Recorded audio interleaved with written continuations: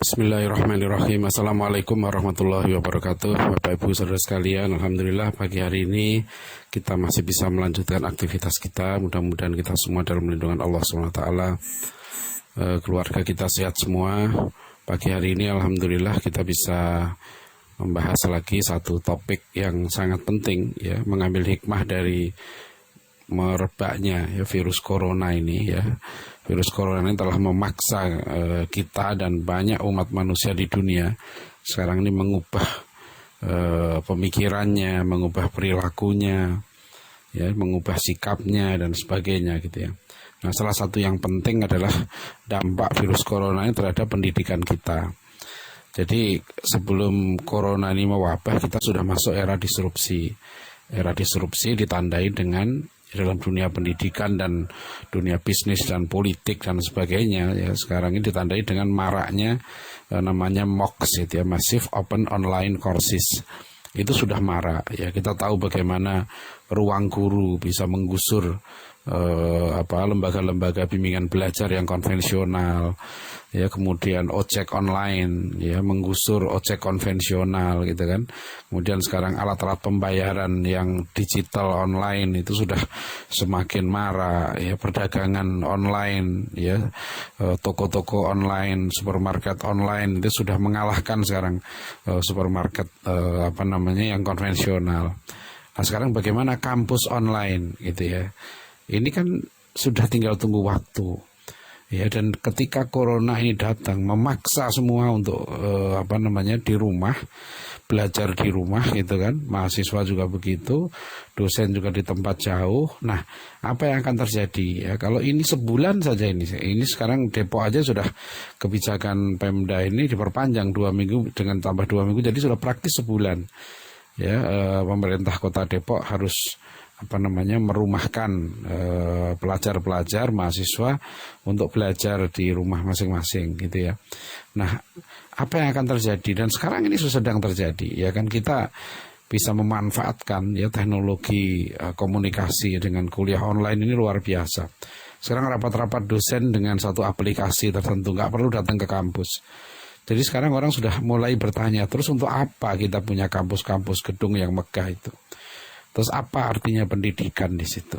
Ya, kalau sekarang orang mau cari ilmu pengetahuan, cari kuliah dosen-dosen terbaik, sudah ada di internet.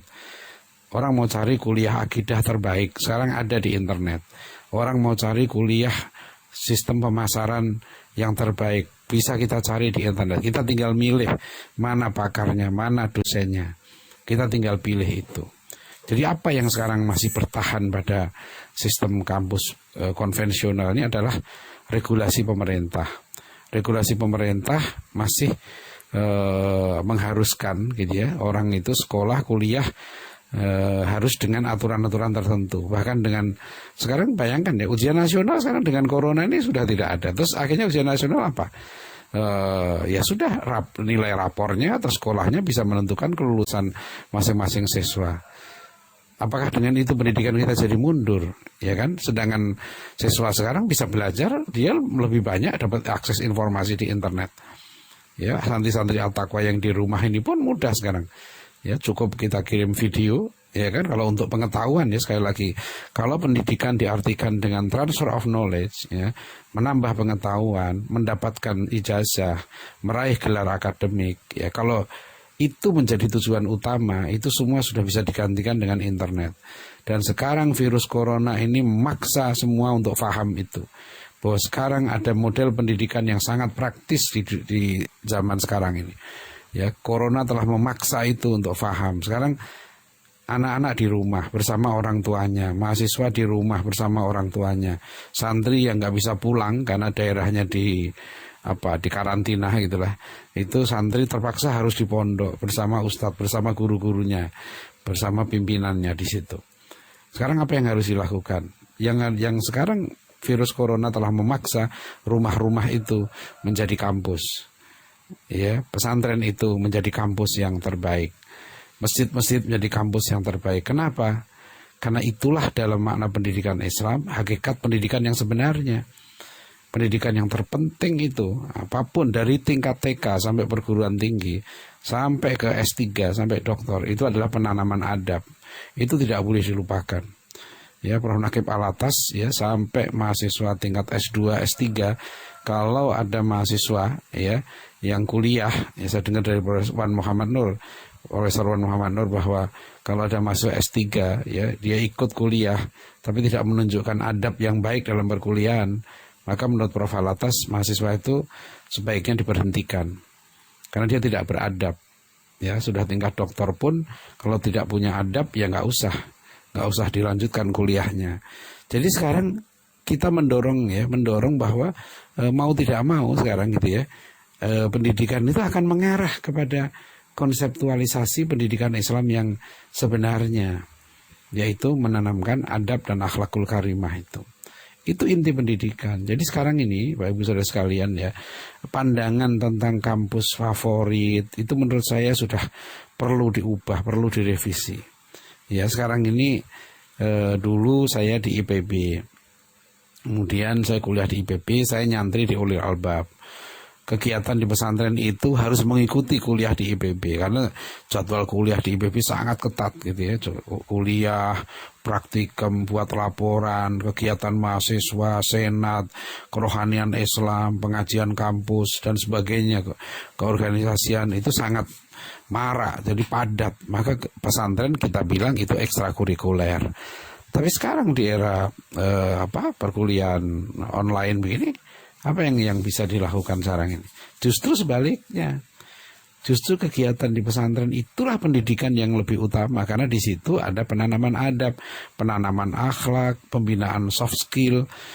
Karena semua itu membutuhkan coaching, membutuhkan mulazamah, membutuhkan intensitas pengawasan, pembinaan, pemotivasian sehari-hari. Ya, nggak bisa hanya dengan melalui internet gitu. Nah, itu kembali ke situ. Nah, inilah kenapa ya kami dulu bulan Agustus setahun yang lalu sebenarnya memikirkan perlunya ada pesantren tinggi seperti At-Taqwa College ini yang sudah memadukan konsep modern. Jadi dulu banyak mahatali di beberapa tempat di Indonesia ini banyak pesantren-pesantren tinggi. Tapi sekarang ini ya di dunia ini ya sudah bukan lagi linear model pendidikan yang ideal itu. Ya, apa yang disebut sekarang sebagai Polymath University. Universitas pun sekarang ini sudah tidak boleh mengekang mahasiswa hanya dengan prodinya saja. Itu tidak boleh. Maka kebijakan kampus merdekanya Pak Menteri Nadiem Makarim ini gitu kan waktu 25 Januari yang lalu, apa kebijakannya? Kampus Merdeka SKS tidak lagi dihitung jam belajar, tapi jam kegiatan. Mahasiswa magang dihitung SKS, mahasiswa bekerja dihitung SKS. Mahasiswa kuliah di prodi yang lain bahkan harus dia harus mengambil di luar prodinya. Bukan hanya ekonomi misalnya, tapi dia harus mengambil prodi yang lain. Bisa jadi dia kuliah ekonomi, dia juga sekaligus kuliah hadis, sekaligus dia kuliah sejarah. Ya, itu namanya Polymath University. Nah, inilah yang disebut sebagai oleh AIP, Akademi Ilmu Pengetahuan Indonesia tahun 2017 sudah mengeluarkan buku tentang era disrupsi ini, ya, tantangan dan peluang perguruan tinggi. Jadi di era disrupsi inilah menurut AIP tidak bisa lagi orang berpikir linear. Ya, pendidikannya linear. Karena apa? Karena informasi sekarang sudah membanjir, ya. Ya, lihat saja berbagai sekarang ini ya, orang-orang yang menonjol di masyarakat bukan lagi orang yang berpikir hanya dalam bidangnya. Dia harus berpikir multidisiplin. Ya, dicontohkan di situ misalnya Mark Zuckerberg. Mark Zuckerberg itu yang penemu Facebook. Dia itu SMA-nya sudah kuliah filsafat Yunani, S1-nya kuliah psikologi. Kemudian dia intensif belajar IT dan menggabungkan itu. Steve Jobs misalnya gitu ya. Steve Jobs itu konseptornya Apple ya, dia mengatakan bahwa dalam Apple itu antara ilmu humaniora dengan teknologi itu dipadukan, tidak bisa hanya belajar teknologi saja. Nah, ini Bapak Ibu Saudara sekalian ya, kita sudah masuk dalam zaman yang baru dan kita harus melakukan sesuatu perubahan-perubahan yang mendasar, dan itu harus dimulai dari cara berpikir, harus dimulai dari sikap. ya, dan ini saatnya. Corona ini telah memaksa kita untuk berubah. Ya, mau tidak mau harus berubah sekarang ini. Ya, jadi cara berpikir tentang sukses. Ya, sukses dulu dimaknai anak dari TK, SD, SMP, SMA dilatih untuk tujuannya apa, supaya bisa diterima di perguruan tinggi favorit gitu ya, supaya nanti bisa bekerja di tempat yang basah, yang diduga kuat menghasilkan banyak uang. Nah, orientasi ini yang menurut saya sudah harus berubah. Harus berubah, bahwa kita ingin mendalami ilmu yang ikhlas, ilmu yang diperintahkan Allah, berangkat kembali dari konsep pendidikan dalam Islam, ya, didahulukan adab dan utamakan ilmu-ilmu yang fardu ain, terutama pada keselamatan akidah dan pemikiran. Ya, virus corona ini berbahaya, ya, sangat berbahaya karena penyebarannya begitu masif, dan kalau menyerang orang-orang yang daya imunitasnya rendah, dia bisa menimbulkan komplikasi penyakit yang lebih parah.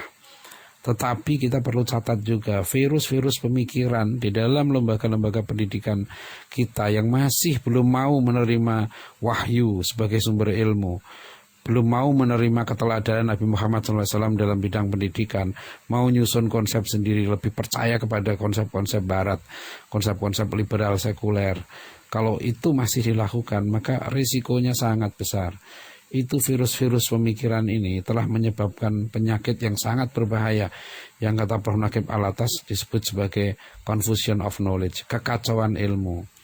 Kekacauan ilmu inilah yang akhirnya menimbulkan dampak yang sangat berat bagi umat Islam, ya, dampak negatifnya berat, yaitu lahirnya yaitu terjadinya loss of adab, hilang adab. Tidak tahu lagi mana yang penting, mana yang lebih penting, mana yang tidak penting, mana yang kurang penting, mana yang fardu ain, mana yang fardu kifayah sudah kabur, mana yang haram, halal, mana yang tauhid, mana yang syirik, tidak bisa lagi dibedakan. Ini sangat berbahaya. Virus ini akhirnya menyebabkan lahirnya pemimpin-pemimpin palsu, ya, hanya berdasarkan pada aspek popularitas, keterkenalan, aspek-aspek yang orang sebut sekarang sebagai post-truth, era kebohongan, era di mana sekarang informasi sudah tidak diperlukan lagi, ya, cek dan recheck. Informasi dipegang berdasarkan minat, berdasarkan selera, ya, bukan lagi berdasarkan kajian yang mendalam, gitu ya, berdasarkan penelitian yang serius. Nah, jadi Bapak Ibu sekalian, ini menurut saya sudah harus berubah. Maka di dalam artikel itu saya kutip, ya, dua sosok non Muslim yang menginspirasi banyak orang. Ya, satu Tony Fernandes, ya, presidir Air Asia, bahkan bisa dikatakan perintis, yang dikenal dengan semboyannya itu kan, dream the impossible, ya, believe the unbelievable, never say no for an answer. Ya, jadi dream the impossible, mimpilah kamu yang orang mengatakan itu tidak mungkin, dan percayalah kamu kepada orang yang tidak percaya apa yang kamu percaya itu, yang orang umumnya tidak percaya. Kemudian yang ketiga, jangan mengatakan tidak untuk sebuah jawaban. Maksudnya ini optimisme, ya. Kita selalu orang mengatakan siap itu kan oke, kita siap, ya. Jadi ini sejak itulah Air Asia melakukan perubahan kan, buat perubahan dengan di pesawat-pesawatnya ditulis, tapi sekarang kayaknya sudah nggak ada tulisan itu. Dulu awal-awalnya tulisan now everyone can fly. Now everyone can fly. Nah, sekarang setiap orang bisa terbang. Dulu orang susah naik pesawat, itu orang-orang tertentu. Tapi sekarang sudah. Sejak itu Air Asia membawa perubahan. Orang-orang Yahudi, ya, suka mengutip tokoh mereka yang hidup 2000 tahun yang lalu, meninggal tahun 10 Masehi. Itu namanya Rabbi Hillel, ya, Hillel itu. Lihat di internet, ya, kata-kata Hillel itu di mana-mana dimunculkan. Ya, if I'm not for me, ya, who will be for me? If I'm only for myself, what am I? And if not now, when? Nah, ini Profesor Wan Muhammad Nur yang menunjukkan saya kata-kata Rabbi Hillel, betapa di Amerika pun orang-orang Yahudi, ya, menjadikan kata-kata ini sebagai semboyan mereka, untuk mereka bersemangat. Jadi kalau saya bukan untuk diri saya, terus siapa yang mau untuk saya? Siapa yang mau peduli dengan? Kalau kita sekarang umat Islam, ya kan, peduli dengan kita sendiri, diri kita, keluarga kita, ya kampus-kampus kita, terus siapa yang mau peduli? Ya, terus siapa yang mau memperhatikan itu? Masih membanggakan orang lain, membanggakan institusi lain. Ya, kalau saya hanya untuk saya, terus apa artinya saya? Ya kan, kita bukan untuk kita ini membawa misi besar, melanjutkan misi kenabian, misi Rasulullah SAW, mewujudkan kehidupan yang rahmatan lil alamin, tegaknya tauhid, menyempurnakan akhlakul karimah, ya itu yang sangat penting. Ya, kemudian if not now, when? Nah itu kata-kata Hilal saya kira penting. Ya, kalau nggak sekarang kapan? Ya kan, kalau nggak kita siapa? Yang kita ini yang dapat amanah itu. Ya, kalau nggak sekarang kapan? Sampai nunggu umur kapan? Ya, sampai nunggu kapan? Nunggu anak yang kapan gitu kan? Kapan lagi kita mau berubah? Ya kalau tidak sekarang kapan? Ini saatnya ya, ini saatnya. Mudah-mudahan virus corona ini menyadarkan kita bahwa kita harus berubah. Ya, kita harus serius untuk melakukan perubahan. Jadi mudah-mudahan ini adalah salah satu bentuk ya bagaimana Allah memberikan pelajaran kepada kita yang sangat berharga melalui makhluk yang begitu kecil dan tidak kasat mata kita secara telanjang. Ya, secara mata biasa kita tidak tahu virus ada di mana.